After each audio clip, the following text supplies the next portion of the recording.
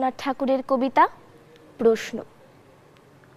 মাগো, আমায় ছুটি দিতে বল, সকাল থেকে পড়েছি যে মেলা।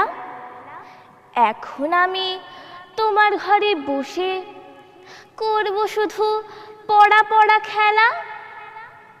তুমি বলছো দুপুর এখন সবে, না হয় যেন সত্যি হলো তাই। একদিনও কি দুপুর বেলা হলে বিকেল হলো মনে করতে নাই? আমি তো বেশ ভাবতে পারি মনে, সূর্য ডুবে গেছে মাঠের শেষে। বাগদি বুড়ি চুবড়ি ভরে নিয়ে শাক তুলেছে পুকুর ধারে এসে। আঁধার হলো মাদার গাছের তলা, কালি হয়ে এলো দিঘির জল।